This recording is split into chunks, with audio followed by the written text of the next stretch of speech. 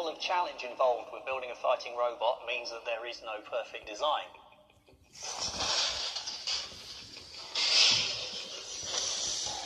40 robot fighting teams competing for the ultimate prize. This year there'll be a lot of things that people won't expect. Battling in the biggest, toughest robot fighting arena in the world. Each week only the strongest will survive. Last week, all robots, great and small, smashed away around our arena. But it was the power of Shockwave and the huge axe of Thor that made it through the heats. The two titans clashed, but Thor didn't last, and Shockwave powered through to the grand final. Who will join them this week, fighting to become the Robot Wars champion?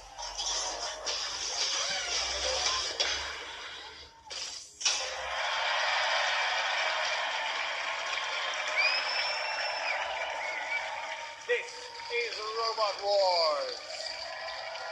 And this is the arena where the robots come to fight. As you can see, it's filled with hazards, spikes, the flipper, the pit, and fire. And just taking on each other wasn't hard enough. The teams is also contend with giant mechanized anger on wheels designed to pulverize anything that gets in their way. Or as we call them here, the house robots.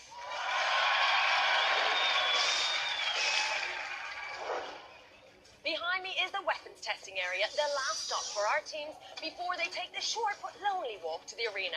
It is the only place where the teams are able to test their robots due to the sheer power of the weapons. Here in the pits, the teams are busy checking and repairing their robots ready for battle. So this was the first team that we were chased up with, Glitter Bomb, which didn't do too well. But it does have this sort of big axe sort of thing on it. Let's see about what to say that. About that. I am a good woman. Now tell me about Glitter Bomb. How long has it taken to build? Quite a long time. How long are we talking? 4 weeks, but mostly the last week.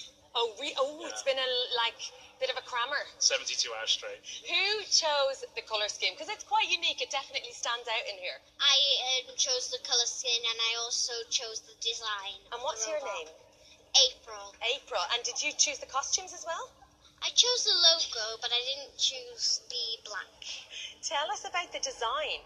It's a pink robot that's all glittery with a belt around its waist. Right. And the axe is really spiky so it can dig into robots. Brilliant. And who drives it?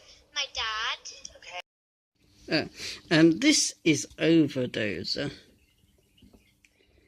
a wooden robot. Let's see what Dara O'Brien wants to say about this one. Overdozer, can I start with what is the obvious question? It seems uniquely to be made out of wood. Yeah, we went with an MDF armour because it's cheap and really easy to cut, because we did not have a lot of time to make this robot. Really? So, how this has been, you put this together? This is your first attempt? Pretty rushed, yeah. And when you arrived in here and you looked around and you didn't see any other wooden robots, was there any part of you that this might be a bad idea? We kind of had a sort of thought that it might be quite a bad idea right from the beginning, but it probably will stand up to a lot more punishment than people will give it credit for. And also one huge change, it's not like an electric engine like most of the ones out here.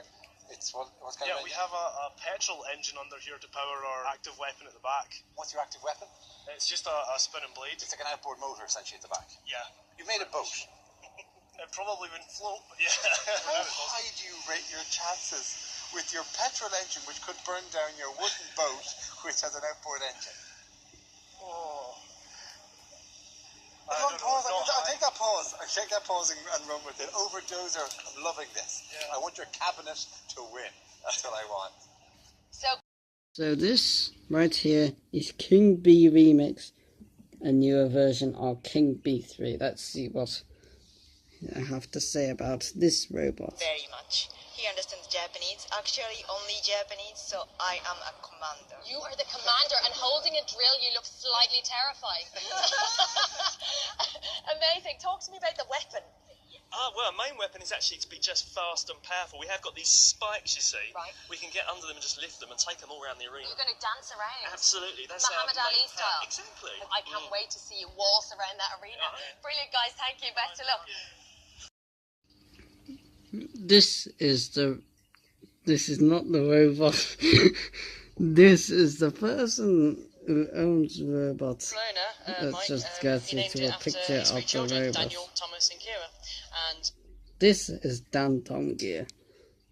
Probably one of the best robots in this episode.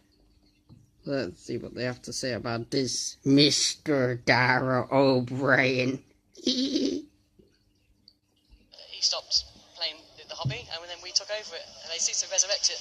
And it's an interesting piece of work, because the robot itself is a weapon. It can be a very powerful weapon. The whole thing can spin round and be very deadly full-body spinner if we needed to as well. You also got a flipper there as well. We're laying on the high-pressure flipper to flip robots over, out, in the pit, and turn them over. By the way, I'm kind of impressed by the way you've made it look very sciencey.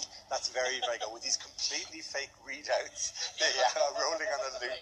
Are you going to get through this round? Confident. We're confident. Can I give you a hint? Yeah. Go out for the wooden rope. That's the one. Where's the smoke coming from, by the way? A bad thing hasn't happened. Not yet. Fine, good, okay.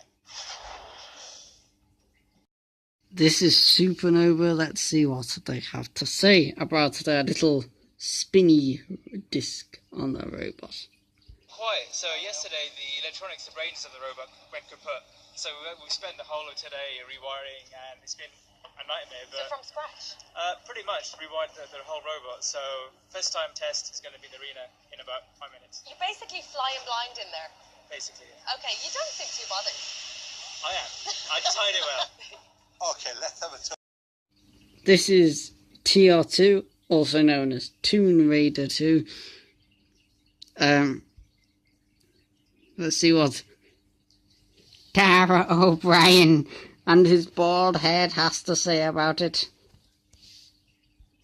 Now, let's get you in, John, here, lads. What age are you, young man? I'm 15. 15 years old, so this is your mum and dad here as well? Yep. Okay, so they've drawn you into the family trade.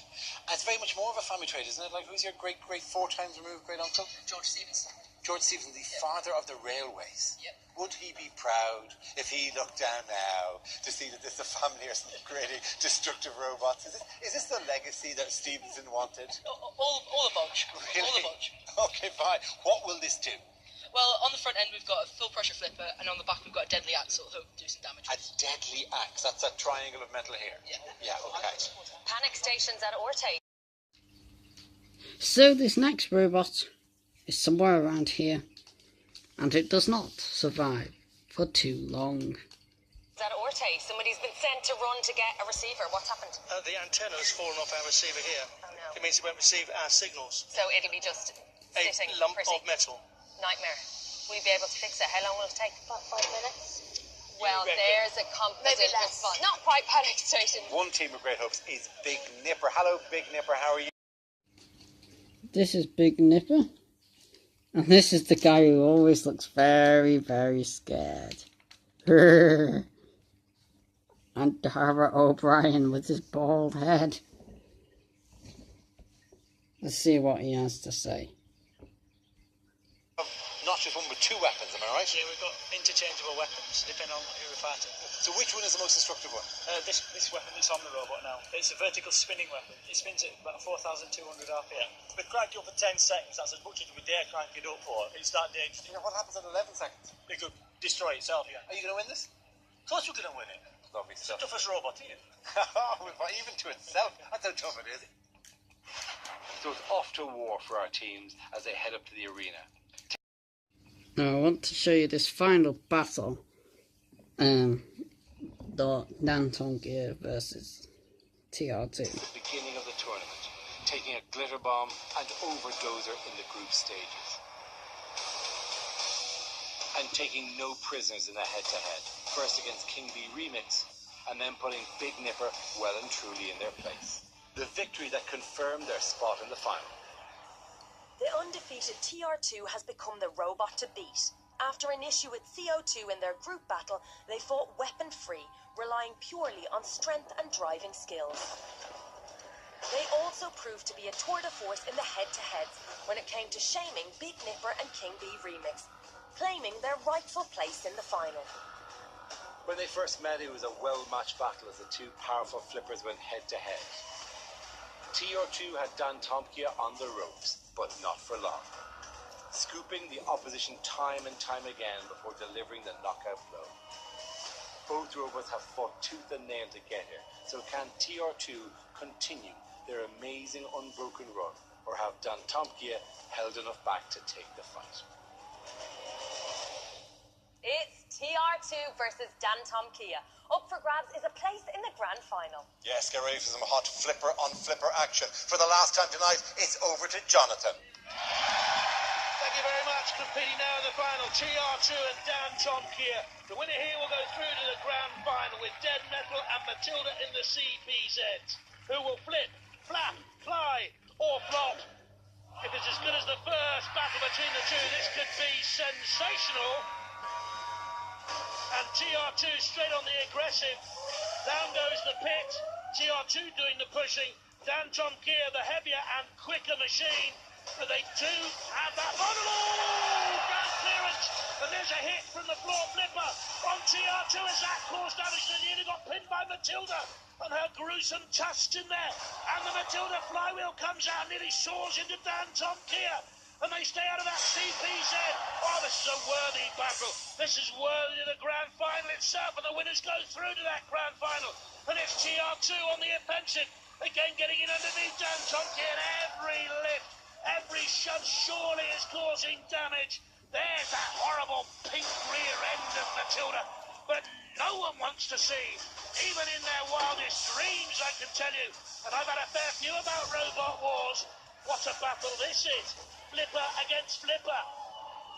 Good controlling. Oh, that's a mighty bash by Matilda there. And Dan Tomkia get away again. Are they venting? Can we see gas being vented from Dan Tomkia? I wonder.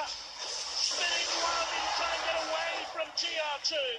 At 500 RPM that spin. TR2 might have got a bash from the floor flipper, but I'll tell you what, Dan Tomkia certainly did.